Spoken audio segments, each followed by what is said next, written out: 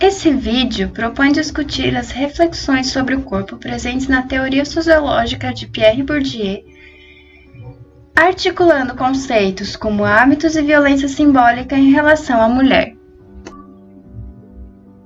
Hábitos é o princípio gerador de resposta parcialmente exigidas em um campo ou vários campos. E esse campo é o espaço simbólico que estabelece uma classificação de signos do que é adequado e do que pertence ou não a um código de valores.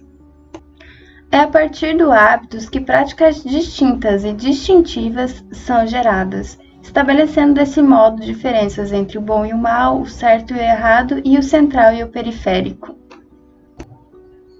A maneira de ser e estar no mundo, para Bourdieu, deve ser um processo de pertencimento social, no qual o indivíduo é um coletivo incorporado. Dessa forma, o hábitos, enquanto prática geradora, origina formas conscientes e inconscientes de se expressar corporalmente.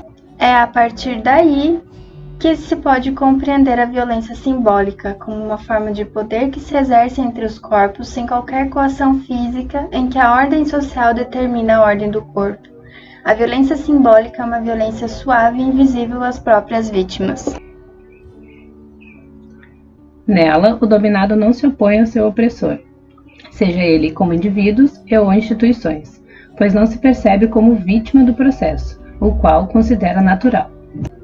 Para Bourdieu, o mundo social constrói o corpo como realidade sexuada e como depositário de princípios de visão e de divisão sexualizante.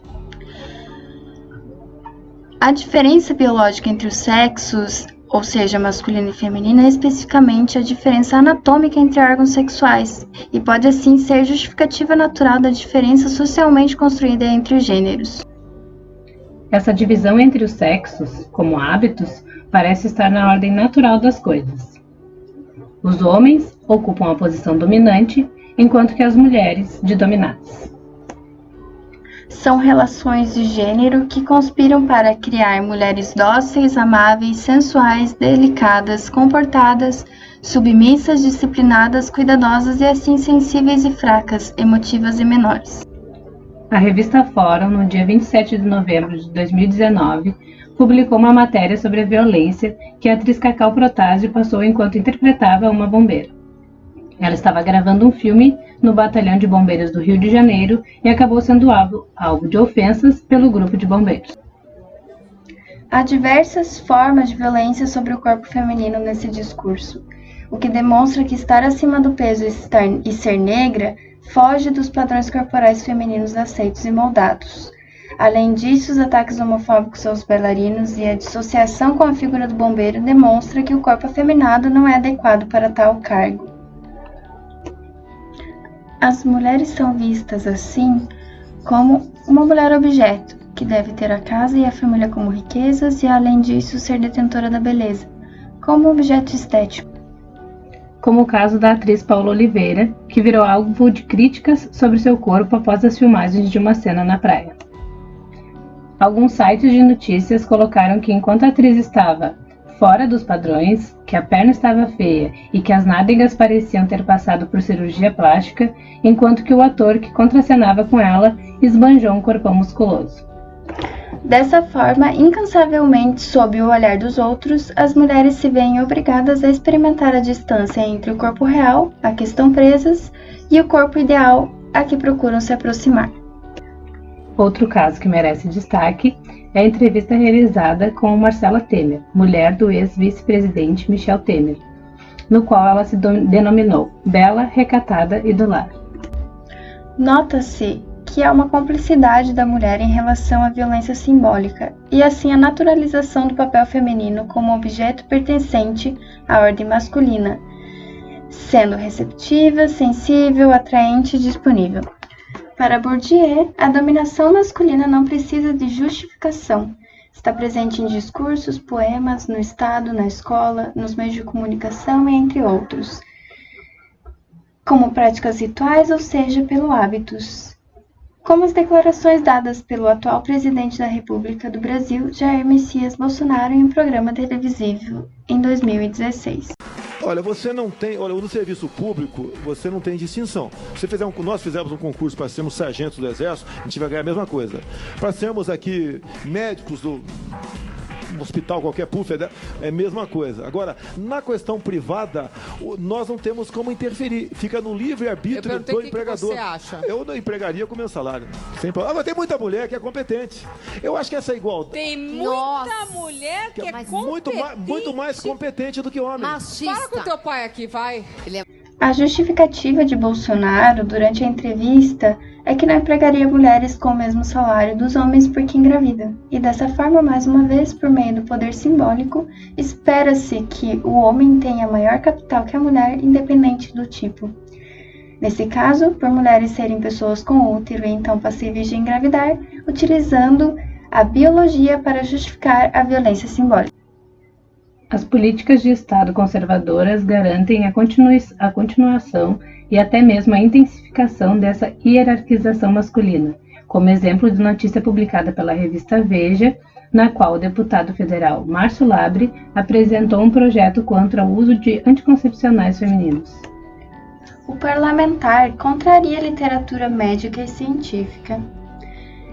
E mais uma vez, nós temos um exemplo de discurso de dominação que subalterniza e nega às mulheres direitos sobre o próprio corpo, promovendo práticas misóginas.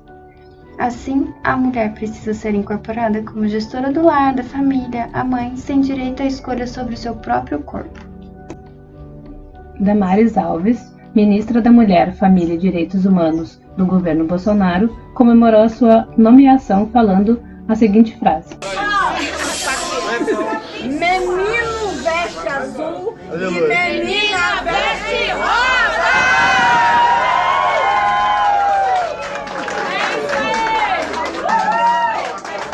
Atenção! É uma nova era no Brasil.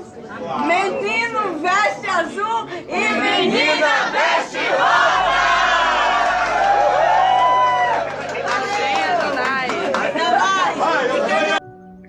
Damares coloca os papéis de gênero muito bem definidos, utilizando as cores como violência simbólica. A própria família utiliza desses capitais simbólicos e sociais, quando realiza a chá revelação, a nova moda para descobrir o sexo do bebê, em que se for do sexo feminino a cor rosa será revelada, e quando meninos a cor azul. Aqui temos 3 diferentes campos: o Estado, a Igreja e a família. Ao mesmo tempo, o movimento feminista vem discutindo essas e várias outras questões que afetam as mulheres diariamente, a partir do questionamento das violências simbólicas do patriarcado e que desencadeiam outros tipos de violência, tal como o feminicídio.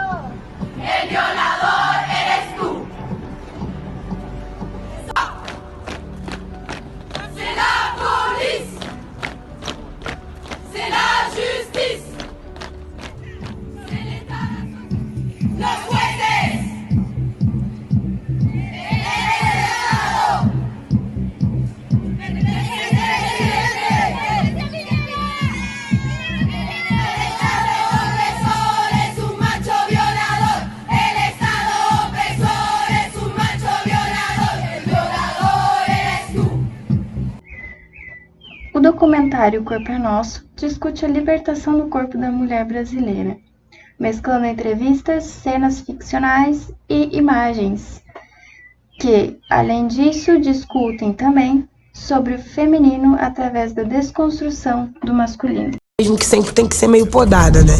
O meu corpo, minhas regras, ganha força à medida que a gente consegue reconstruir essa narrativa que nos foi imposta. Pra gente poder falar em liberdade, a gente precisa poder se libertar das estruturas que nos oprimem. A gente precisa tomar de volta o nosso corpo na marra.